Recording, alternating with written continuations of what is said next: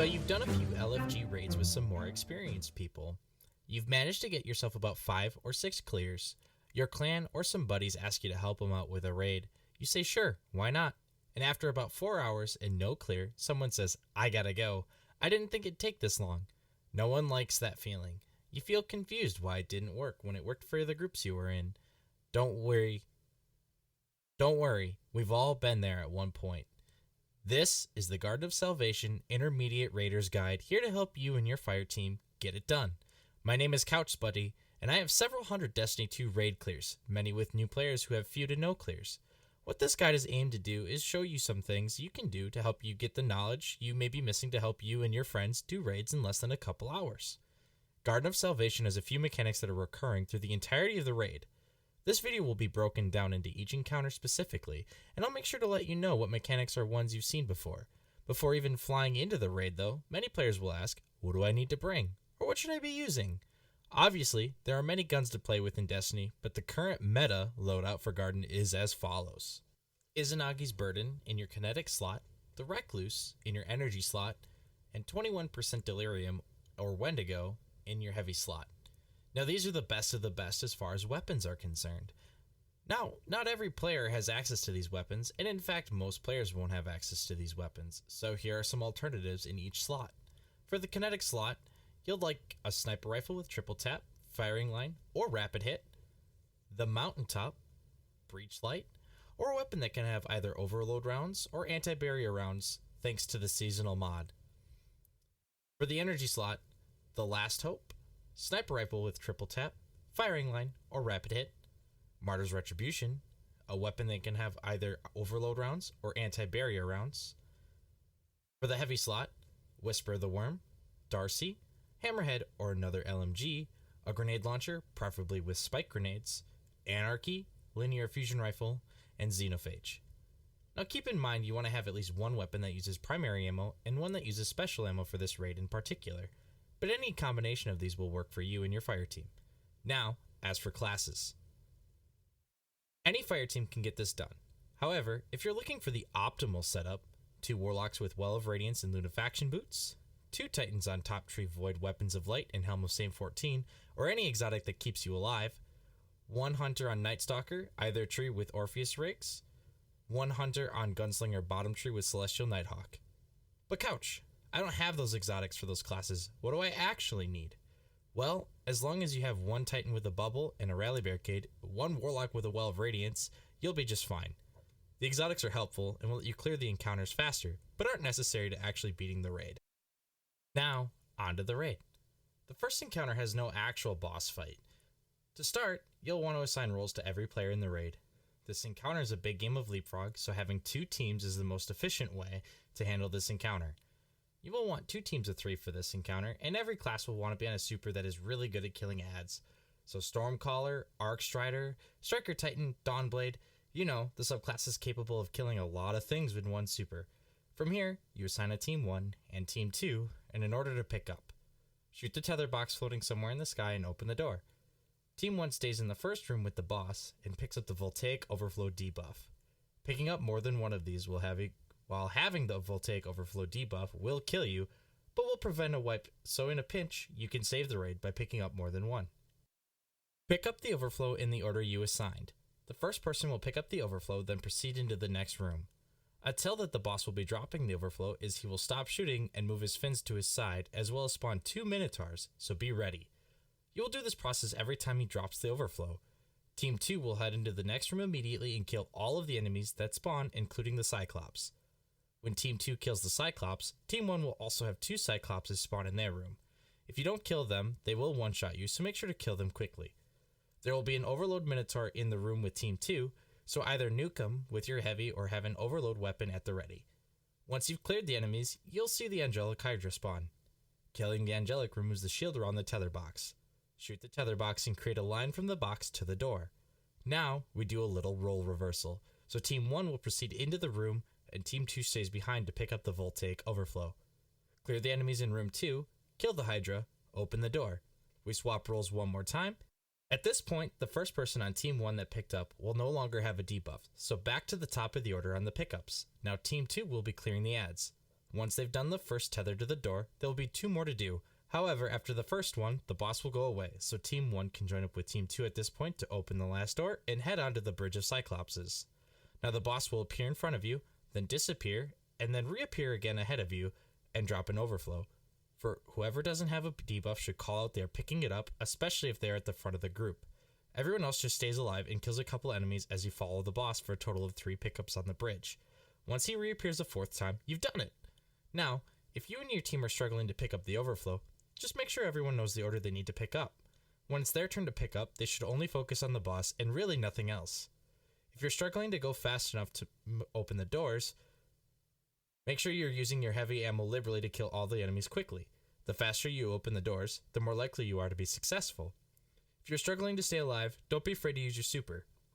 Holding your super in this encounter doesn't really mean much, so use it as you need it. From here, it's a jumping puzzle with a hidden chest.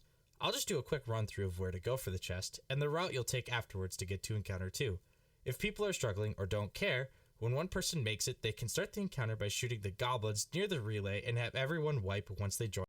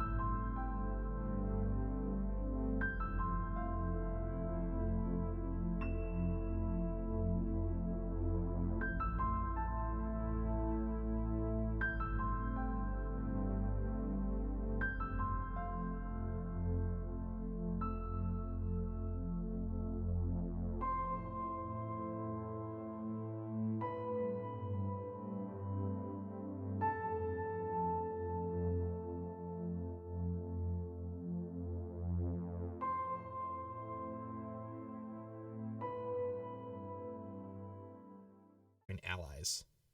Now, I've referred to the second encounter as a tower defense. If you've ever done the Vex Conflux public event on Nessus, this will be oddly familiar. You see the 3 Vex just chilling here next to the relay, but we don't want them sacrificing to the relay, so we kill them quickly. This is the theme for this whole encounter. Don't let them sacrifice. Now for this, you will again want 2 teams of 3. The whole thing is a big diamond, so this is relay 1, and as you go around you will find 3 more of these relays. So assign a person to defend each base. 1 person to float between relay 1 and 4, and 1 person to float between relay 2 and 3, and reapply the Enlightened buff. The buff allows players to remove the shields from the enemies, so making sure that you're always reapplying the buff as often as possible, as the buff only lasts 45 seconds. In order to quickly move between the relays, there are portals to your left and right that will take you to the relay closest to left and right respectively. In order to activate these portals, you have to tether to the relays next to each other. For example, to get the portal open to go from relay 2 to relay 3, you need to tether to relay 2 and relay 3, and that portal will be open. You will also want 2 people with anti-barrier rounds, because there will be 2 barrier hobgoblins at every relay but relay 1. The person defending relay 1 stays at 1, and the person defending relay 4 will go to the left. The floater for 1 and 4 will stay and help the person defending relay 1, kill the angelic, and give them their first buff. Once relay 1 defender has a buff, floater leaves and moves the relay 4 to the left. Kill the angelic and the barrier hobgoblins quickly, then reapply the buff.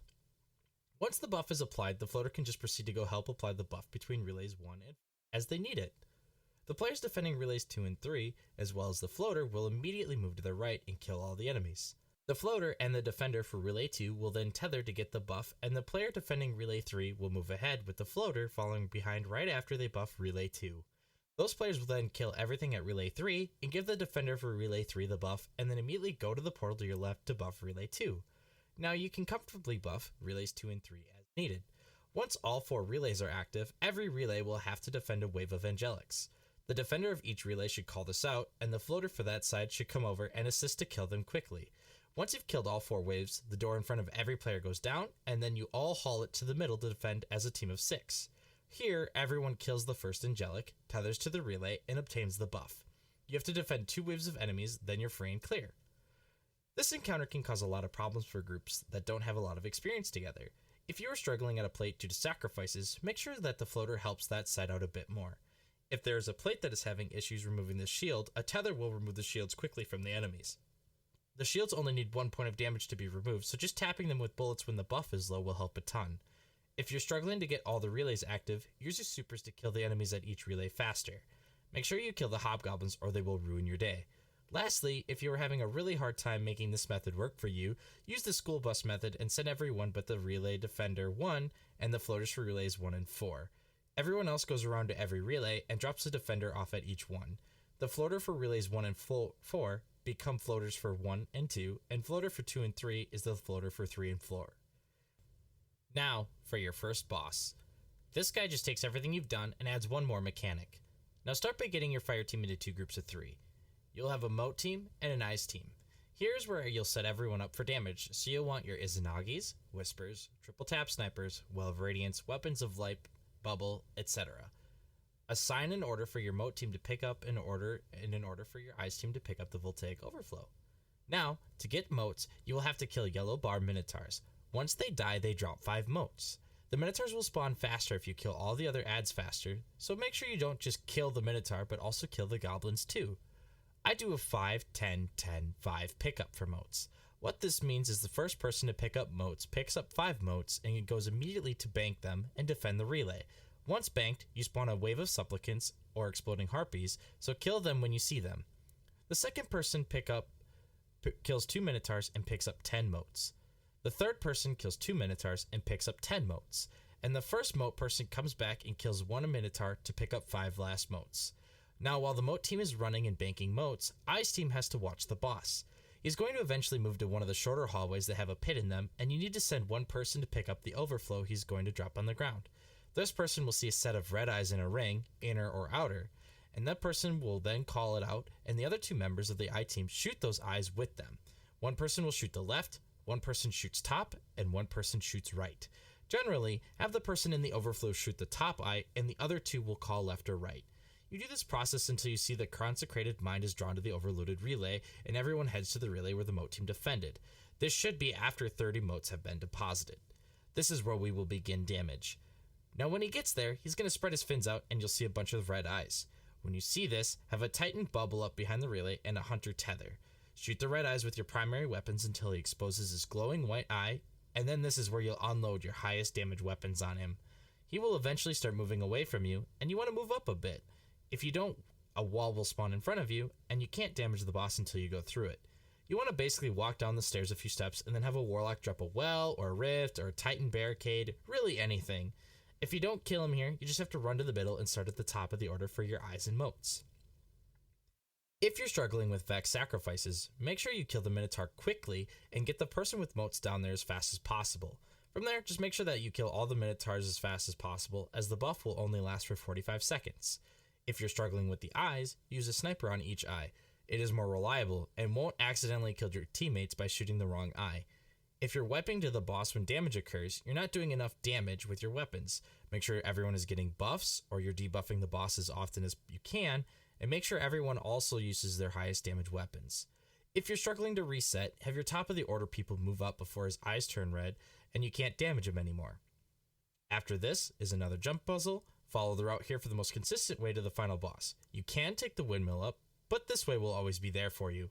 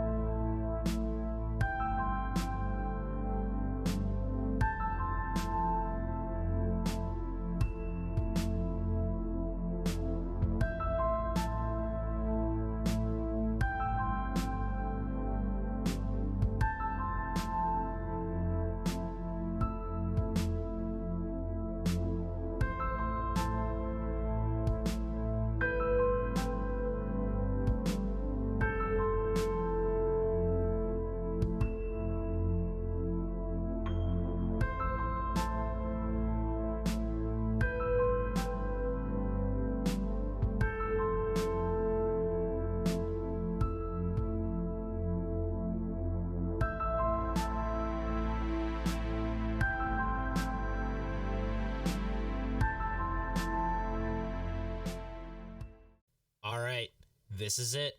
It's all coming together. You and your fire team have come so far.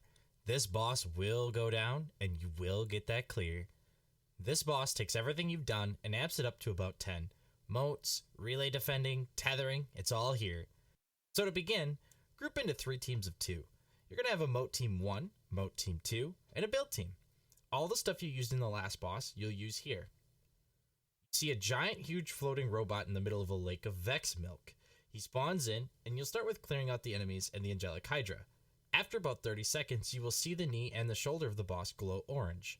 Shooting either of these causes the portals to spawn on either side of him, left being blue, right being orange. It will also spawn a Cyclops way out there on that side as well, and it will remove a platform from under your feet. You don't want to be on a disappearing platform because it will kill you when it does. Moat Team 1 will jump through the portal and begin killing all the enemies that they can see and pick up all the moats that they spawn. Avoid using grenades or explosives because it can cause moats to fly off the map and you need every moat. Each player can carry 10 moats. Once they've collected the moats, one of them should say pull. While waiting to hear the pull, all players should be defending the relays from enemies sacrificing. Shoot the same shoulder or knee, whatever you started with, and it will pull Team 1 out and Team 2 will jump through the new portal. They will then do the same thing of killing all the enemies, picking up the moats, and then say pull. When Team 1 gets pulled out, they jump down to the relay of the side they were on, left or right, and bank their moats. Once they bank their moats, they defend both sides from shielded enemies. Make sure if you can't kill them, at least tag their shields so the build team can help kill enemies. Team 2 asks to get pulled and banks their moats in the same relay Team 1 did. Once they've banked, you can focus on defending the relay that hasn't been banked yet, because when a bank is full, no more enemies can sacrifice to it, and they won't have shields anymore. Now you send Team 1 onto the other side. If you shot the knee first, you'll now shoot the shoulder, and if you shot the shoulder first, you'll now shoot the knee. You'll do the exact same thing you did the first time, kill enemies, pick up moats, and ask to be pulled. And Team 2 jumps in the new portal. Now this whole time of shooting the knee and shoulder, platforms have disappeared. As a builder, your job is to reset these, and in order to do that, you'll have to use the relay box and stretch the tether to one of the crosses here. To make it less hectic for everyone, only try to build between waves of enemies and announce what side you're building on so the defenders can go to the other side and stay out of your way. Once the orange lines appear, the platform is building, so you can then go back to defending. Once both relays are full, the boss will put up a shield that is either blue or orange that corresponds to the sides you've been banking on. Blue is left and orange is right. You'll want to have Moat Team 1 handle left side and Moat Team 2 handle right side, and put one builder on each side. You want to tether the relay to the boss and match the color. When you do this correctly, the boss will begin rising in the air. The tethered team meets the other team at the relay and you begin shooting him. Make sure to drop a well and have a bubble up behind you for maximum damage. You continue shooting him until he falls back down or he dies. If you don't kill him, you just have to reset and do everything you did before. If you're struggling to get the relays filled, make sure you don't let a sacrifice occur. It will require 5 extra moats for every sacrifice that you let through, and make sure not to pull your moat teams early. Moat teams should make sure they pick up every moat. A player's cap is 10 moats held, so you need a total of 30 to fill the bank. So between Moat Team 1 and 2, you'll need 30. So each send, make sure each team gets at least 15. If you're struggling to keep up on platforms, make sure to kill all the enemies and designate a close person to the box and person closest to the cross. If you're struggling with sacrifices, have a hunter with tether on Moat Team. One tether will remove nearly all the shields when they're defending. Otherwise, have the Moat Team spray shields off all the enemies and then focus on killing them. If you're struggling to do enough damage, you have a total of 4 phases. Get your wells and bubbles up well before you tether to the boss, and the damage phase is shorter than how long they last, so be ready to damage as soon as the boss looks like he's been gut punched. This is the earliest he will be damageable. That's it. You've killed him. GG's to you and your fire team. I knew you could do it this whole time. This raid is a blast, and if you follow all of these tips, I believe you and your team can knock it out of the park. If you like this guide, then please leave a like and subscribe to my channel for future raid content and other guides. Comment down below with any other guides you'd like to see me do in the future. See you in the Loot Cave, Guardians.